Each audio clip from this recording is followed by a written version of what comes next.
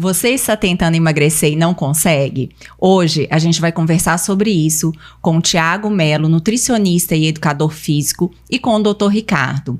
Vamos entender como funciona o emagrecimento na prática para a gente tentar utilizar isso na nossa vida. Então, Thiago, me conta como que a gente faz para emagrecer? Todo mundo aí, eu acho que é uma dúvida, né, frequente entre os pacientes que querem emagrecer e não conseguem. Bom, hoje a gente tem como um grande desafio, quando a gente pensa no indivíduo que quer emagrecer, é como que a gente vai fazer para sustentar esse processo a longo prazo. Porque o que mais acontece, o indivíduo inicia o processo de emagrecimento, passa 3, 4, 5 meses e está desistindo do processo. Não tem uma adesão, né, Thiago? Exatamente. Às vezes a família não ajuda, às vezes os amigos, né, levam para um restaurante e a pessoa não consegue seguir ali aquele plano certinho. Exatamente. Por isso que quando nós fazemos um primeiro contato com o paciente, a gente faz toda essa anamnese para saber qual que é a relação dela social com o alimento, né, para a gente conseguir individualizar esse plano dietético. Até mesmo porque se a gente pegar aquelas pessoas, às vezes, que gostam de aproveitar o final de semana, tomar uma cervejinha, comer uma pizza, para a gente conseguir ajustar um plano dietético de acordo com essa rotina, né? E o que é o principal, assim? O principal é a dieta, é a atividade física? O que é o principal que a pessoa não pode deixar de fazer? Eu costumo dizer que é 100% os dois. Por quê? Quando você está no processo dietético, você está emagrecendo, a sua fome ela tende a aumentar com o tempo, tá? A partir do momento que você perde peso, o seu metabolismo ele reduz e a sua fome ela aumenta. E Ricardo, assim, quando a gente, por exemplo, tá em casa, aí tá na dieta, mas aí abre a geladeira, come alguma coisa, esses alimentos, eles influenciam muito nessa perda de peso? É isso que dificulta? Ou é uma vida mesmo toda desregrada? Os pacientes hoje em dia, vocês sentem que tem essa vida mais desregrada? Renata e Thiago, o que acontece é assim, você tem dois pilares, como o Thiago falava. Você tem uma questão que é a parte da alimentação e você tem uma questão que é da parte do exercício físico. Depende aí o tanto que você ingere e o tanto que o seu organismo consegue metabolizar disso tudo, né? Então, esse cálculo, ele tem que ser um cálculo casado e tem que ser um cálculo sustentável, como disse o Thiago, né? Assim, que consiga se manter por mais tempo. O Thiago começou falando uma coisa que é muito interessante, que é da questão do valor do alimento para a pessoa, quando a gente pensa na parte alimentar primeiro, né? Eu falo muito, quando me perguntam em relação à alimentação, que assim, o alimento ele não serve só para saciar a sua fome física. Por exemplo, quando você está no trabalho, você não sai para almoçar com quem você não gosta do seu trabalho. Sim. Você não sai para almoçar na faculdade com uma pessoa que não é seu amigo. Sim. Né? Assim, você sai com quem? Com as pessoas que você gosta. Então, assim, o alimento... A comida tem essa relação do social. Do né? social, né? Assim, e essa relação do social, ela pesa na alimentação e até também a questão daquela valorização até de compensação, digamos assim. Por exemplo, na época que eu trabalhava muito em hospital, com plantão, era muito comum a gente ver isso. Eu brincava que era o eu mereço, né? A pessoa virava e falava assim, não, hoje eu tô de plantão, eu mereço comer uma pizza, em vez de comer a comida do hospital. Só que se você dá plantão 3 vezes na semana e merece comer pizza 3 vezes na semana, você merece engordar no final do mês. Então, assim... A conta não vai dar certo. A gente chega em casa de um trabalho cansativo, então tem um chocolate, eu vou comer aquele chocolate, e muitas vezes não contabiliza naquela dieta que você está fazendo para emagrecer. Por outro lado, algumas coisas da alimentação podem ser coisas que são extremamente importantes para você do ponto de vista pessoal. Então, às vezes a pessoa vai virar e falar assim, olha, eu abro mão de muita coisa, mas um cafezinho com açúcar depois do almoço eu não abro mão porque eu não gosto do adoçante. Ou um chocolate pequeno eu não abro mão porque isso aí me dá alegria, é aquilo que me faz ficar mais feliz naquele dia. Então você tem outras estratégias, né, Thiago? Exatamente para tentar dividir as coisas, né? Assim, já que eu como chocolate, já que eu como alguma coisa que tem açúcar, eu vou diminuir na ingesta de outros tipos de alimento para no final das contas eu ter uma dieta mais balanceada. Né? E na verdade a proposta da intervenção dietética é exatamente isso. A gente sabe da cultura, dos hábitos do indivíduo para a gente estar estruturando essa dieta. né? Por exemplo, às vezes você vai pegar um indivíduo que gosta de comer a sua pizza ali na sexta-feira à noite, né? Então a gente pode fazer ali o 80-20, né? A gente pegar 80% desses alimentos, né, saudáveis e pegar ali 20% desses alimentos que ele gostaria de comer, como pizzas, às vezes gosta de comer, tomar a cervejinha dele. E isso, né, consegue fazer dentro da dieta? Você consegue calcular essa dieta com esses alimentos? Mesmo se a pessoa der uma escapulidazinha, ela tem condição de perder peso também? Consegue, porque o que vai contar, na verdade, é o balanço calórico que a gente vai realizar durante a semana, negativo. Então, a partir do momento que ela consome esses alimentos, mas ela continua em déficit calórico, ela vai conseguir emagrecer. É lógico que a gente precisa fazer isso de forma organizada e planejada. É uma escapulida planejada, né, Thiago? Na verdade é isso, né? Você porque se programa, eu recebo alguns pacientes que eles sempre falam, eu tenho uma alimentação muito saudável e não consigo emagrecer, mas talvez esqueça que precisa desse déficit calórico, né? Para acontecer o emagrecimento. Lembrando que para a gente ganhar gordura, ganhar peso, não necessariamente a gente precisa comer alimentos que não são saudáveis. A gente engorda também comendo alimentos saudáveis. Sim, sim. As pessoas não ligam muito isso, né? Acham, vou mudar minha alimentação para saudável e vou conseguir emagrecer. E não é só isso, né? Exatamente. É lógico que se a gente pensar nos alimentos saudáveis, a gente consegue manter o indivíduo mais saciado durante seu dia, né? Oferecendo proteínas, fibras na sua dieta, porque assim vai evitar dele consumir calorias a mais durante seu dia, né? Optar por esses alimentos hipercalóricos. E a dieta low carb? É uma dieta que é para todo mundo? Como que funciona isso? Porque as pessoas às vezes fazem uma dieta da moda, uma dieta que pega pela internet, né? Ou faz da própria cabeça. Como que isso funciona? Será que é isso, às vezes, o erro que a pessoa não consegue emagrecer? Sim, primeiro ponto, a gente tem que avaliar a particularidade daquele indivíduo. Tá? Você pega a dieta low carb, que é uma dieta com baixo índice de carboidrato, às vezes para o indivíduo que tem dificuldade no sono, pode ser que você piore o sono desse indivíduo. Então, por quê? Para a gente ter uma boa noite de sono, o carboidrato ele vai se converter em 5-HTP, o 5-HTP vai converter em melatonina e vai nos dar profundidade no sono. Tá? Então, o sono é muito importante, é primordial durante o processo de emagrecimento. Então, quando você consegue dar uma boa noite de sono a esse indivíduo, automaticamente ele tem mais facilidade de adesão. Então, se você pega uma dieta low carb para uma pessoa que às vezes é ansiosa, você pode desencadear mais ainda um quadro de ansiedade. Muita irritabilidade, né, Thiago? Exatamente. E fazer uma coisa que não vai ser sustentável a longo prazo. Então, a gente tem que avaliar a particularidade desse indivíduo para a gente escolher, selecionar qual que vai ser a dieta específica para aquela situação. Ter sempre a ajuda de um profissional, que é o que a gente sempre fala aqui, Sim. né? Que a gente precisa dos profissionais especializados para conseguir ter um resultado eficaz, né? Dentro do tratamento. Outra coisa que a gente percebe muito, Renata, é assim, que às vezes a pessoa ela tem uma impressão que tem uma dieta com um baixo valor calórico, porque ela corta determinados alimentos, por exemplo. Então, por exemplo, eu não como mais arroz. Eu não como mais, por exemplo, carboidrato livre, simples.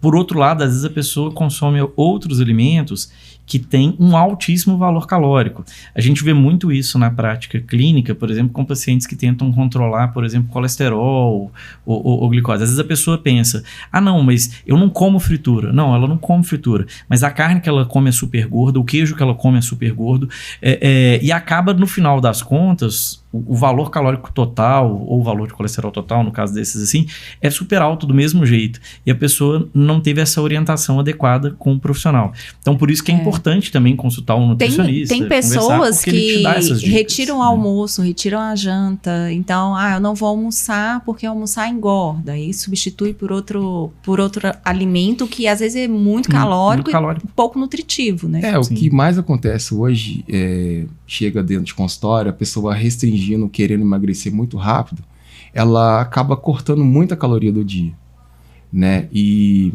de fato, ela vai emagrecer, né? Mas só que ela não vai conseguir sustentar esse emagrecimento durante muito tempo. E acaba piorando a massa magra, a massa muscular, né? Que piora o metabolismo, né? Sim, porque ela acaba tendo uma degradação de músculo, certo? E o metabolismo, e o músculo, de certo modo, ele vai gerar um metabolismo mais eficiente, melhor para oxidar a gordura.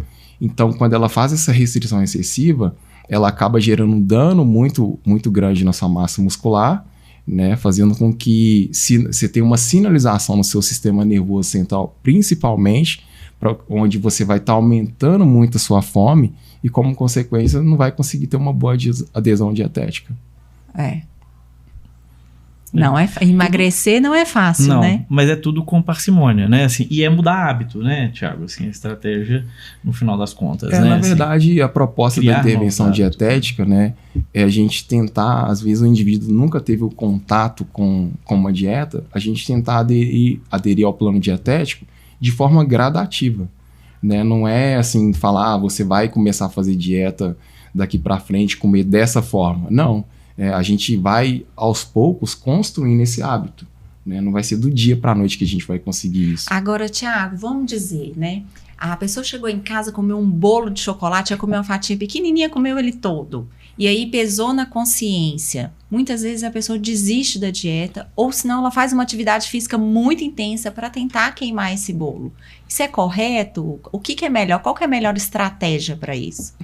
É válido a gente fazer uma atividade física quando a gente acaba consumindo essas calorias em excesso, para a gente estar, de certa forma... Amenizando um pouquinho. Bem pouquinho, né? Exatamente. Mas lembrando que não adianta você querer exceder durante o exercício físico, porque a partir do momento que você faz um exercício físico muito prolongado, você tem uma liberação muito excessiva ali de cortisol. E isso pode ser prejudicial ali para a sua massa muscular.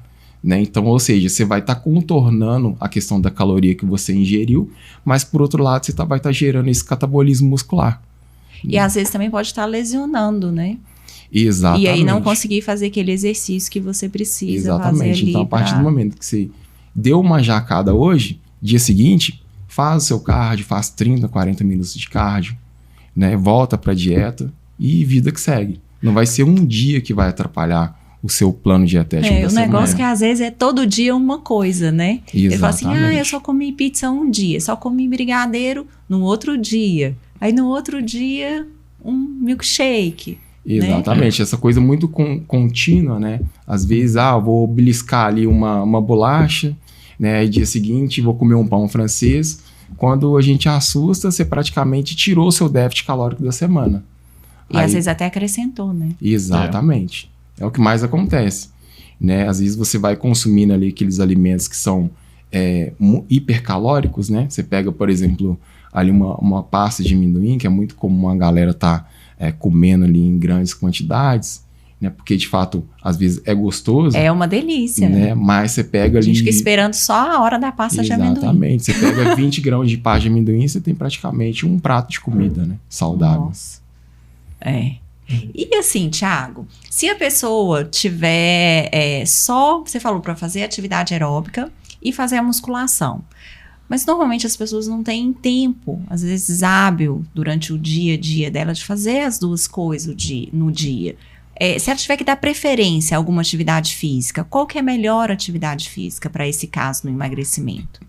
Tá, vamos pensar no indivíduo que está com sobrepeso? Uhum. Então a gente vai optar pela atividade de força, um treinamento, né, a musculação, né, seja ali um treinamento funcional. Por quê?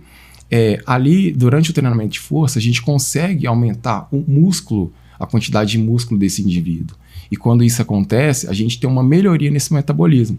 Então a gente aumenta a nossa taxa metabólica basal, fazendo com que ele consiga queimar mais caloria.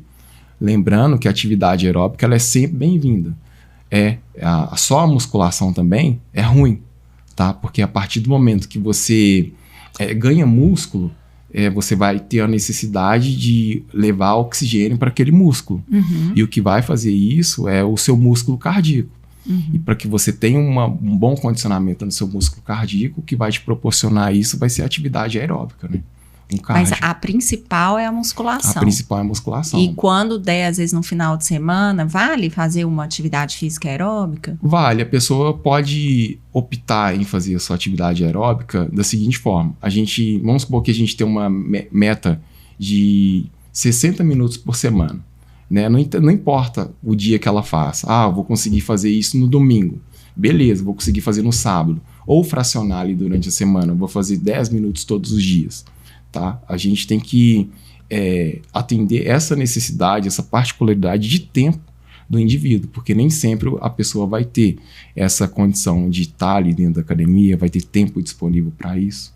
E tem muita diferença, assim, da mulher para o homem na hora do emagrecimento, né? Porque às vezes um homem tira uma coisinha e já emagrece super rápido. Ou então às vezes a gente quer acompanhar o marido, o namorado, né? Ou no restaurante, ou no vinho, ou na cerveja. E as mulheres acabam engordando e os maridos ficam mais magros. Como que funciona isso? Vamos lá, quando a gente pensa no homem, falando na questão hormonal, na sua curva fisiológica, a gente vê em alguns estudos que essa curva ela se mantém estável dos 20 até os 60 anos, tá? Então, por isso que às vezes o homem ele é menos impactado nessa questão de perda de massa muscular, né? E a partir do momento que você tem mais massa também que a mulher, né? Exatamente. E a mulher não. A mulher tem a questão fisiológica que a partir dos 25 anos ela tem uma degradação de músculo de aproximadamente 500 gramas anualmente.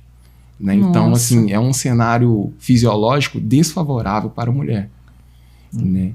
Então, a mulher, a massa muscular da mulher, ela fica um pouco mais vulnerável. E isso, com o correr dos anos, piora, na verdade, né? Assim, que tem essa questão também. Enquanto é jovem, o homem tem o benefício hormonal muito mais evidente. À medida que vai aproximando, né, dos 40, 60 anos, cada vez vai ficando mais difícil emagrecer, mais fácil engordar, mais lento o seu metabolismo, menos eficaz todas as atividades que vão sendo feitas, né? Assim, e necessitando de mais perseverança, na verdade. O que acontece é o seguinte, porque quando a gente está com 20, 30 anos, a gente está muito ativo. Quando a gente está com 40, 45 anos, há uma tendência da gente diminuir essa atividade física. Uhum. Até a disposição é outra. Exatamente, né? Mas só que com os mesmos hábitos, consumindo aquelas mesmas calorias. Então adquire hábitos muito piores, né? Ao longo da vida, né? Sim. Exatamente. Vai adquirindo um paladar melhor. Exatamente. Comendo coisas mais calóricas, mais gostosas.